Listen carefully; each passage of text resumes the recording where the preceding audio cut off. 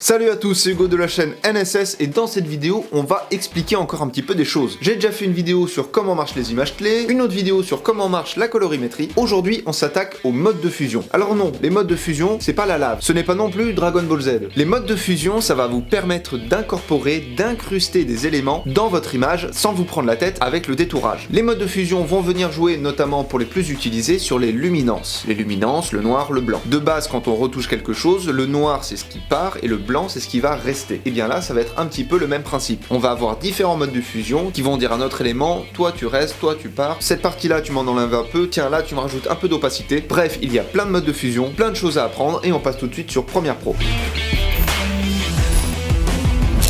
Les modes de fusion sont pas forcément compliqués à comprendre, tout du moins pour ceux qu'on utilise le plus. Et je vais être honnête avec vous dès le début, je ne connais qu'une petite partie des modes de fusion et leur utilité, puisque je n'ai pas encore trouvé d'utilité aux autres. Mais vous allez comprendre très vite. Pour vous représenter un petit peu et mieux vous expliquer les modes de fusion, j'ai placé une transition peinture sur un fond rouge. Quand le mode de fusion est normal, l'image ne bouge pas. Vous ne touchez pas au noir, vous ne touchez pas au blanc, vous ne touchez pas à l'opacité, vous ne touchez à rien. Alors normal et fondu sont un petit peu pareils, si ce n'est que le fondu va avoir des bords un peu plus bruts. Chaque mode de fusion sont répartis dans des compartiments. Il y en a en tout 6. Le premier va venir jouer sur les blancs. Si je passe mon mode de fusion de normal à obscurcir, tous les blancs présents dans mon image vont venir disparaître. D'où l'intérêt de mettre un fond rouge pour mieux vous expliquer. Et après, ce ne sont que des teintes. Si je passe de obscurcir à densité linéaire plus, c'est un petit peu plus foncé, mais les détails ressortent mieux. Après, c'est selon les goûts de chacun et selon l'utilité que vous pouvez en avoir. Le compartiment en dessous va venir jouer sur les noirs. C'est pour ça que maintenant, en montage, on préférera avoir des images de stock sur fond noir, comme de la fumée, des explosions, etc. plutôt que sur fond vert, puisque sur fond vert on va devoir venir détourer, alors que là on aura juste à appuyer sur un de ces paramètres pour venir enlever toute la couleur noire. Encore une fois, la preuve, toute la couleur noire est partie et j'ai toujours ma transition peinture. Donc cette première moitié est facile à comprendre, la deuxième est un peu plus complexe. Par exemple, si je clique sur soustraction, ça va m'enlever les noirs et me laisser les blancs, mais les blancs vont être mis en noir. Si j'appuie sur différence, ça va me faire le même effet, mais mon blanc va prendre une teinte bleutée. Exclusion, pareil, une teinte bleutée un peu plus claire. Division, tout va devenir rouge, etc., etc. Saturation, on n'a carrément plus rien. Teinte, l'image devient violette. Lumière crue, le rouge qui est censé être derrière le blanc va ressortir à travers. Et mixage intense, on retrouve un petit peu le principe de obscurcir ou de produit. Bref, pour faire plus simple, contentez-vous de la première moitié, sauf si vous voulez créer peut-être de la distorsion de couleurs, etc.